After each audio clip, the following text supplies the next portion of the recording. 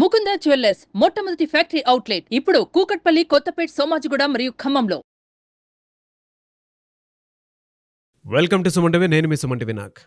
కోల్కతా ఇన్సిడెంట్కి సంబంధించినటువంటి వాటిల్లో సిబిఐ కోర్టులో జరిగినటువంటి కొన్ని హీరింగ్స్ వల్ల కీలక అంశాలు బయటికి రావడం జరిగింది. అయితే ఇందులో ఇప్పటికీ క్వశ్చన్ మార్క్ ఉండేటువంటి చాలా విషయాలు ఇప్పుడిప్పుడే వెలుగులోకి వస్తూ ఉన్నాయి. అందులో RG Kar medical hospital ex principal Sandeep ఘోష్కి సంబంధించినటువంటి విషయాలు, సందీప్ రాయ్కి సంబంధించినటువంటి విషయాలు, సుదీప్తికి సంబంధించినటువంటి విషయాలు, SSS. సో ఎంటైర్ ఈ ఇన్సిడెంట్కి సంబంధించినటువంటి వాటిల్లో కీలక అంశాలు ఏంటి, ఏం రివీల్ అయిపోతున్నాయి అనేది ఈరోజు మనతో పాటు హైకోర్టు అడ్వకేట్ రవీంద్రనాథ్ గారు ఉన్నారు. అది వారి మాటలో అడిగి తెలుసుకుందాం. Hello sir. హాయ్ అండి నాగరాజ్ గారు. ఈ ఫార్ములాలో కనుక మనం చూస్తే ముగ్గురు SSSలోనే ఉన్నారు. సందీప్ ఘోష్, సుదీప్, సంజయ్ రాయ్. RRR లాగా మీరు SSS అని చెప్పి. ఎస్. ఈ కేసుకు సంబంధించినటువంటి కీలక అంశాలు ఏమున్నాయి సార్ వీళ్ళ ముగ్గురిదే కనుక చూస్తే? ప్రధానంగా నాగరాజ్ గారు, ఈ విషయాన్ని మనం డిస్కస్ చేసుకునే ముందు కలకట్టాలో నిన్న జరిగిన సంఘటనలు ఏం జరిగాయి? ఒకటి, నిరసనకారులకి ప్రభుత్వాధికారులకు మధ్య జరిగిన డిస్కషన్ ఒక యాంగిల్లో మాట్లాడొచ్చు. మరొకటి, సందీప్ ఘోష్ని ఇంట్రాగేషన్స్ ఇన్వెస్టిగేషన్ చేసేటప్పుడు సందీప్ ఘోష్ నుంచి కొన్ని రకాల ఇన్ఫర్మేషన్స్ బయటకు వచ్చాయి. సంజయ్ రాయ్ మీద కూడా మరికొన్ని కీలక అంశాలు కూడా వెలుగులోకి వచ్చాయి. మనం ఈరోజు సెషన్లో ఈ 3 టాపిక్స్ని కవర్ చేసే విధంగా మనం మాట్లాడుకుందాం నాగరాజ్ గారు. ఫస్ట్ పాయింట్, నిరసనకారులకి ఆల్రెడీ మమతా బెనర్జీ గారితో డిస్కషన్స్ జరిగాయి. వాళ్ళు లేవనెత్తినటువంటి 4 డిమాండ్స్లో 3 డిమాండ్స్ వరకు కంప్లీట్ చేస్తున్నాం, 99% వరకు కంప్లీట్ చేశాం, కాబట్టి మీరు ఇక విధుల్లోకి జాయిన్ అవ్వమని చెప్పి మమతా బెనర్జీ గారు స్వయానా ప్రకటించినప్పటికీ కూడా వీళ్ళు విధుల్లో జాయిన్ అవ్వలేదు. నెంబర్ 2, ఇమీడియట్గా సిపిని ట్రాన్స్ఫర్ చేశారు. అదేవిధంగా హెల్త్ మినిస్టర్స్ని, ఎవరైతే హెల్త్ ఆఫీసర్స్ ఉన్నారో డిఎంఈ, డిహెచ్ఎస్, వాళ్ళని కూడా ట్రాన్స్ఫర్ చేశారు. అయినప్పటికీ కూడా మెట్టు దిగకుండా నిరసనకారులు తమ యథావిధిగా తమ యొక్క నిరసనని కొనసాగిస్తూ వచ్చారు. దీనికి సంబంధించి నిన్న చీఫ్ సెక్రటరీ మనోజ్ పంత్ గారితో మరలా నిరసనకారులు నిన్న సాయంత్రం 6:30 మరలా ఒక మీటింగ్ జరిగింది. అంటే 30 మంది వీళ్ళతో పాటు ఒక మనోజ్ పంత్ గారు కూడా రావడం జరిగింది. ఎందుకంటే దక్షిణ కలకట్టా నుంచి టోటల్గా ఒక విధంగా చెప్పాలంటే నాగరాజు గారు, total entire the west Bengal స్టేట్లో వైద్య వ్యవస్థ నుంచి మొదలుకొని ప్రతి వ్యవస్థ కూడా ఎంటైర్ న్యూస్ అంతా కూడా ఆర్జికర్ సంఘటన మీదే కేంద్రీకరించబడి మొత్తం వ్యవస్థ అంతా కూడా చాలా వరకు నెమ్మదిగా జరగడం కానీ, యాక్టివిటీస్ లేకపోవడం కానీ పూర్తిగా అసలు స్తంభించింది అని చెప్పుకోవచ్చు ఒక విధంగా చెప్పాలంటే. సో అందుకని రకరకాల చర్చలు, ఈవెన్ చీఫ్ మినిస్టర్ అయినటువంటి మమతా బెనర్జీ గారు రంగంలో దిగినప్పుడు కూడా ఎటువంటి పురోగతి లేకపోవడం. అదేవిధంగా నిన్న మనోజ్ పంత్ గారు సుమారుగా 2.5 గంటల పాటు ఈ నిరసనకారులతో ఒక డిస్కషన్ చేయడం జరిగింది. అయితే నిరసనకారులు ఒప్పుకున్నట్టుగా మాట్లాడుతూ ఒక విషయం చెప్పారు. ఏంటంటే, మాకు మీరు భద్రత కల్పించాలి, అదేవిధంగా రక్షణ చట్టాలు, మరొకటి మెయిన్ మేమైతే కంప్లైంట్స్ ఏదైతే పెడతామో దానికి ఇమీడియట్గా మీరు యాక్టివిటీ తీసుకుంటేనే మేము జాయిన్ అవుతామని చెప్పడం జరిగింది. మేము ఇమీడియట్గా యాక్షన్ తీసుకుంటామని మనోజ్ పంత్ గారు ఎంత చెప్పినప్పుడు కూడా 2.5 గంటల పాటు డిస్కషన్లో కూడా సరైనటువంటి ఆన్సర్ రాకుండా అది ఆ ముగింపు జరిగింది. బట్ బయటకు వచ్చిన తర్వాత వాళ్ళ నెబనా హౌస్ దగ్గర అట్లానే ధర్నాలు చేస్తున్నారు. నిరసనకారులు తమ ధర్నాని యథావిధిగా కొనసాగిస్తూ వస్తున్నారు. దీనికి సంబంధించి చర్చలు మాత్రం ఫలప్రదం కాలేదు. బట్ డిస్కషన్స్ ఏమవుతాయండి, మనం ఈరోజు కూడా వెయిట్ చేస్తే కానీ వాటికి సంబంధించిన అప్డేట్స్ అయితే మనకు రాలేదు. నిరసనకారులకి ప్రభుత్వానికి మధ్య జరిగిన చర్చలు అలానే ఉన్నాయి. సో ముందుకైతే పురోగతి లేదు. ఇది కాకుండా నిన్న సంజయ్ ఘోష్ని ఇంట్రాగేషన్ చేసినప్పుడు మరికొన్ని కీలకమైనటువంటి విషయాలు వెలుగులోకి వచ్చాయి. ఆర్జికర్ మాజీ ప్రిన్సిపల్ సందీప్ ఘోష్ని ఇంట్రాగేషన్ చేశారు. ఆయన దగ్గర కలెక్ట్ చేసుకున్నటువంటి బిలాంగింగ్స్, ఆయన మొబైల్ ఫోన్ అయితేనేమి, ల్యాప్టాప్ అయితేనేమి, ఆయనకు ఆఫీసులో ఉంటే తన డెస్క్టాప్ అయితేనేమి, టోటల్ ఇవన్నీ కూడా తమ కస్టడీలోకి తీసుకున్నారు సిబిఐ వాళ్ళు. వాటిని చూసేటప్పుడు కొత్త విషయాలు వెలుగులోకి వచ్చాయి నాగరాజు గారు. ముఖ్యంగా నేను చెప్పాలంటే చాలా అసహ్యకరమైనటువంటి, చాలా జుగుప్సాకరమైన విషయం ఏంటంటే, సందీప్ ఘోష్ యొక్క ల్యాప్టాప్ను చూస్తూ ఉంటే బిత్తరపోయారు సిబిఐ డిపార్ట్మెంట్ వాళ్ళు. ముఖ్యంగా మహిళల యొక్క పూర్తి నగ్న చిత్రాలు, అర్ధనగ్న చిత్రాలు, అంటే హేతుబద్ధత లేనటువంటి కొన్ని చిత్రాలు చూసి ఆశ్చర్యపోవడం సిబిఐ వాళ్ళ యొక్క వంతైంది.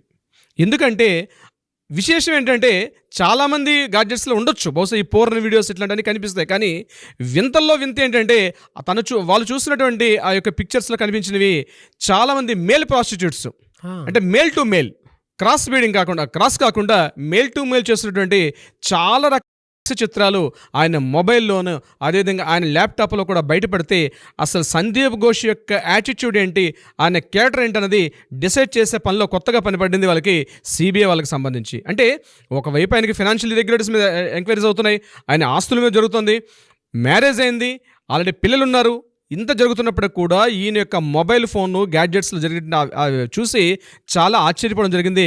ఆల్రెడీ దీనికి ఉదాహరణగా మనం ఇంత ముందు ఒకటి చైనా దగ్గర ఉన్న హాంకాంగ్లో కూడా ఈయన మీద ఒక ఎఫ్ఐఆర్ నమోదవడం, అక్కడ పోలీస్ స్టేషన్లో ఈయన 3 రోజుల పాటు అక్కడ ఉన్నటువంటి ఒక విషయాన్ని కూడా మనం ప్రీవియస్ వీడియోలో చర్చించుకున్నాం. ఒక అబ్బాయి మీద, ఒక మేల్ నర్స్ మీద ఆయన అక్కడ అఘాయిత్యం చేయడం జరిగింది.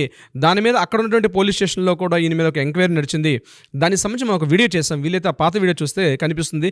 దాని గురించి ఇంకా లెంగ్త్గా నేను మాట్లాడదలుచుకోలేదు, ఎందుకంటే సమయాభావం వల్ల.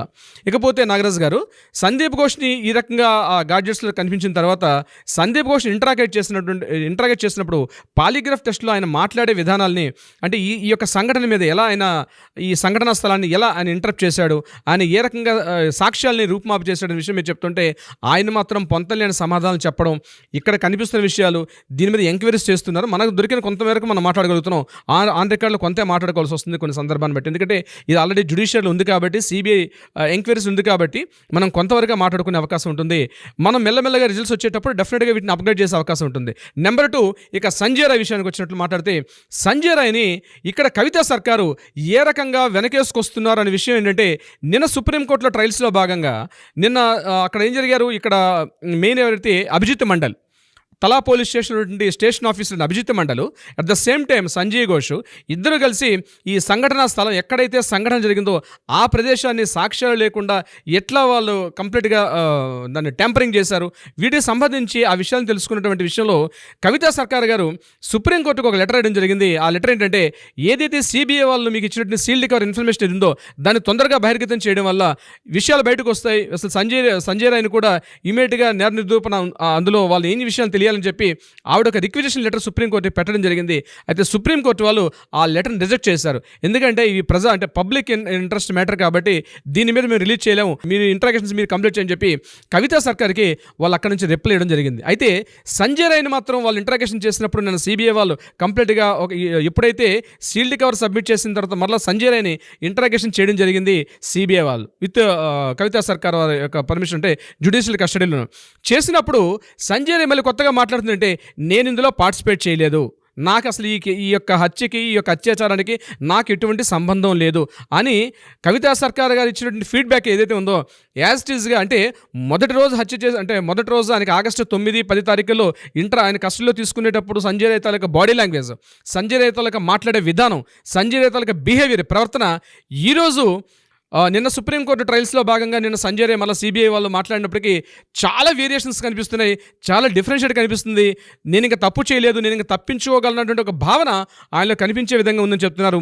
ఈవెన్ అతన్ని జైల్లో పెట్టినప్పుడు కూడా ఆ జైల్లో ఉన్న సెక్యూరిటీ వాళ్ళు కూడా మనకు వచ్చే వాళ్ళు బయటకు చెప్పేది ఏంటంటే, సంజయ్ రాయ్ చాలా సేఫ్టీగా ఫీల్ అవుతున్నాడు, అంత బెరుకుతనం లేదు, ఆ భయం చేసినటువంటి ఒక తప్పిదతంలో లేదు. కాబట్టి సంజయ్ రాయ్ ఈ విషయాన్ని కవితా సర్కార్ చాలా ప్రొటెక్ట్ చేసుకొస్తున్నారు.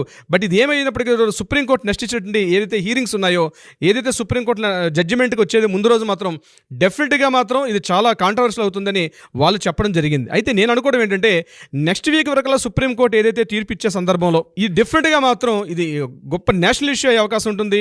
దీని ఎంత వీలైతే అంత తీవ్రత తగ్గించే ప్రయత్నంలో మమతా బెనర్జీ గారు కూడా ఒక ప్రయత్నం చేస్తున్నారని మనకు విషయం అర్థమవుతుంది. ఇకపోతే తన పార్టీ ఎమ్మెల్యే అయినటువంటి టీఎంసీ లీడర్ అయినటువంటి సుదీప్తో రాయి, నిన్న మనం ఆల్రెడీ మాట్లాడుకున్నాం, ఆయన ఇంటిని, ఆయన హాస్పిటల్ని, అట్ ద సేమ్ టైం ఒక మెడికల్ డీలర్ ఒక మెడికల్ డీలర్ని కూడా, ఎవరైతే వీళ్ళకి ఈ యొక్క మెడిసిన్ సప్లై చేసిన డీలర్ని కూడా వీళ్ళు రైడింగ్ చేయడం జరిగింది. సిడి వాళ్ళు రైడింగ్ చేశారు. అందులో కూడా విస్తుగొలిపే విషయాలు మీకు చెప్తే నంబర్ కట్టల డాక్యుమెంట్స్, పేపర్స్ అవన్నీ కూడా గవర్నమెంట్ రెవెన్యూ రికార్డ్స్ డిపార్ట్మెంట్లో ఎన్ని రకాల DCM 407 నేను చెప్పాను మీకు. అదే ఒక గవర్నమెంట్ రెవెన్యూ డిపార్ట్మెంట్లో ఎన్ని దస్త్రాలు అయితే ఉంటాయో, ఎన్ని పేపర్స్ అయితే ఉంటాయో, కట్టలు బయటకు మోసుకొస్తుంటే ఆ ఫోటోలు లోకల్ పేపర్లో చూసి నేషనల్ పేపర్ కవర్ చేయట్లేదు కానీ లోకల్ మీడియా వాళ్ళు ప్రతిదీ అప్డేట్ చేస్తున్నారు. అవి చూసి విస్తుపోయారు. ఒక స్థానిక ఎమ్మెల్యే, ఇతను ఆల్రెడీ ఆర్జికర్ మెడికల్ కాలేజీలో ఉన్నటువంటి patients welfare association president, West Bengal medical association president, being an advocate, he is also orthopedic, ఆయన కూడా ఆర్థోపెడిక్ సర్జను. ఒక డాక్టరు ఒక ఎమ్మెల్యేగా ఉండి ఇన్ని రకాల డాక్యుమెంటేషన్స్ తన ఆఫీస్లో తన ఇంట్లో పెట్టుకుని ఏం చేస్తున్నాడు అన్న విషయమే తీవ్ర చర్చలు జరుగుతున్నాయి దాని మీద.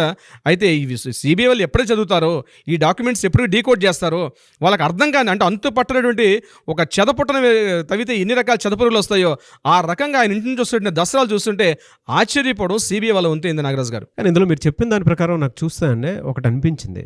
కవితా సర్కార్, సంజయ్ రాయ్ తరపున ఉన్నటువంటి న్యాయవాది, ఆ సిబిఐ సీల్డ్ కవర్లో ఏముంది మొత్తం బయటికి తీయండి అని అంటే దాని తర్వాత కేసు మిస్లీడ్ చేద్దాం అనుకునేటువంటి ఆలోచన కూడా అనుకోవచ్చు కదా న్యాయం కంటే కూడా. సార్ అంటే ఇందులో చాలా కోణాలు ఉన్నాయి సార్. ఒక్కొక్క విమెన్ అయి ఉండి కవితా సర్కార్ అనేటువంటి ఒక అడ్వకేట్ ఇలాంటి ఇన్సిడెంట్ జరిగినప్పుడు తన వంతుగా తను చేయాల్సినటువంటి కొన్ని కృషి కూడా ఉంటుంది. బట్ అక్యూజ్డ్ ఎవరైతే ఉంటారో ఆ పర్సన్నే బయటికి తీసుకొద్దాం అనుకున్నటువంటి ఆలోచన ఏదైతే ఉంటుందో దాని మీద రకరకాల స్పెక్యులేషన్స్ అయితే డెఫినెట్గా ఉంటాయి కూడా, no doubt. Social point of view నుంచి చూసినప్పుడు కూడా చాలా ఉంటాయి. ఈవిడ చేయాల్సిన బాధ్యతగా ఆవిడ చేస్తే ఓకే, అంతేగాని సీల్డ్ కవర్లో ఏముందో మాకు చెప్పండి అని అంటే దీనికి సంబంధించి అంటే సిబిఐ వాళ్ళు ఇది గ్యాంగ్ రేప్ కాదు అని ఎప్పుడైతే వాళ్ళు నిన్న సెల్డా కోర్టులో సిబిఐ వాళ్ళు ఒక స్టేట్మెంట్ ఇవ్వడం జరిగిందో, బహుశా దీని మీద కవితా సర్కార్ గారు స్పీడప్ చేశారు తన యాక్టివిటీని కూడా. ఏం జరుగుతుందో మనకి తొందరలో తెలుస్తుంది నాగరాజ్ గారు. ఎస్, బట్ ఏదేమైనా అండి, we want justice, we demand justice. And Kavita Sarkar అనేటువంటి న్యాయవాది ఎవరైతే ఉన్నారో వారి గురించి ఏమనుకుంటున్నారు అనేది కింద కామెంట్ బాక్స్లో మనం ఇది చేసుకున్నా కూడా తెలుస్తుంది మన కేసు ఫాలో అయ్యేటువంటి వాళ్ళకి. చూద్దామండి ఏ విధంగా ఉంటుంది. Anyways thank you so much Ravindranath గారు. Thank you so much Nagaraj గారు.